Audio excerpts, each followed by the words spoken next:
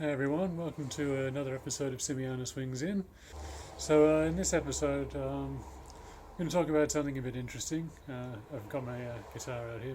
This is my Rickenbacker 330 12 string. Um,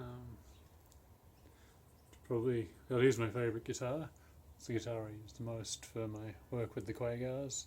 I should probably explain the different background I've got today. Basically, this is my mum's house. I've come over here because it's 39 degrees outside and we have air conditioning, but it's not that great at the place where I'm living at the moment. So I've come here for the day just because she's got air conditioning, and I thought, well, while I'm here I'll make a few videos. So there'll probably be a couple of videos made in this location.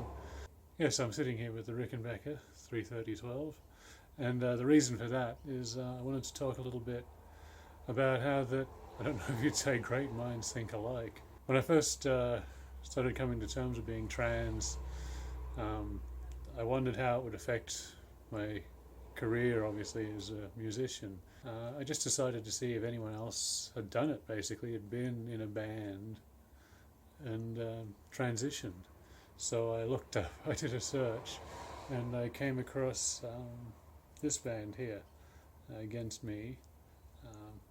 Actually a really good band, but their lead singer, Laura Jane Grace, is also transgender.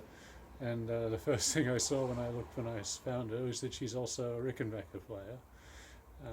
And then I started to read more about her, and I just realised that actually we've got quite a bit in common, where that we both came out as trans around the same age. I think she was 31, I was 32. She's been a lot more successful as a musician than I have. Certainly from a commercial standpoint, in that she's actually able to make a living from music, which I still hope to do, which is actually why I plan next year to sort of do a bit of a solo tour internationally. The plan is basically to fly to the US, to LA, and basically work my way across to the East Coast. Then possibly from there to go over to the UK, do a similar sort of thing, moving from London up to maybe Liverpool, and getting a ferry across to Europe, so that I can go to Germany, because I've always wanted to see the town where my mother was born. So that's kind of a bit of a dream at the moment, but if I can get it all sorted out, then I'll be doing that next year, which is actually starting tomorrow, really, because this is actually New Year's Eve when I'm filming this. So yeah, that's sort of the plan. I've basically been dealing a lot with depression lately, and that's never fun. And I just sort of realised, well, I don't live here anymore. I can't live here, and I'm not really happy living where I am now. So maybe I should maybe now this is the time to sort of, really make a go of this as a career.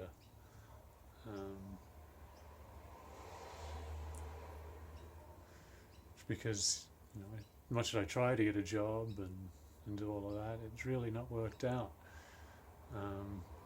And really deep down in my heart, I know I don't want to do that. I want to tour and I want to make records, and that's something else that I found out about Laura Jane Grace. She's also a vinyl addict like me. I don't know if you've probably seen a small percentage of my vinyl collection behind me in my other videos. I might talk about that at some point in another video, I don't know. If it's something people are interested in, then certainly I'll talk about it. But yeah, so there's something that I've sort of taken from Laura Jane Grace that's kind of inspired me to go off on this whole tour, and that is there's a line in one of the songs on the album Transgender Dysphoria Blues, where she says that you should have been gone from here years ago, you should have been living another life. And that's kind of, now it's kind of been a wake-up call to me, because I've sort of realised that that's what I've been supposed to be doing all along. I've been supposed to be out there playing music, and I haven't been doing that as much been, trying to get a job and trying to do all that, and it's not who I am. And the whole part of the transition is being more true to myself and becoming who I really am. So I can either sit around at the house where I'm living at the moment, feeling sorry for myself, or I can get out there and I can do something. So I don't know, I could probably chicken out of the whole thing. I could probably, I'll tell someone about it and they'll say, oh, that's a stupid idea, and I'll maybe not do it. But that's kind of where I'm at the moment. And so I'm just sitting here with the guitar that, when the time comes, I'll probably be buried with, which is another thing that Laura Jane Grace has actually said. I've always planned to do that because this guitar just means that much to me. I mean, I saved up for it for, I don't know, it was probably about 10 years or so. I mean, the dream was always to own a Rickenbacker, and I finally got one, and we've kind of, I don't want to say we've been inseparable ever since, because I live at another house and it just had to stay here because there's more security here than where I'm living now. But it's an amazing guitar, and it's it's the sound of me. It's the sound of, well, my alter ego Primate. It's kind of the sound of pretty much every Quagaars record, although there is only one out at the moment. We're actually working on the second one at the moment, and I'm writing the third as we speak.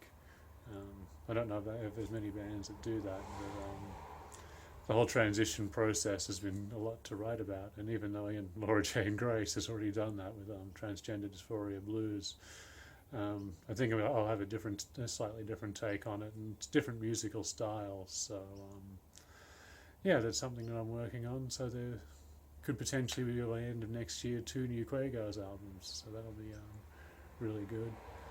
And hopefully the tour will happen and everything will be coming up Quagaars, which is probably the dorkiest thing I've ever said on one of these things, and there's a lot of competition for that. But anyway, I hope you've enjoyed watching this video, and I'll be back shortly with another episode of Simiana Swings In.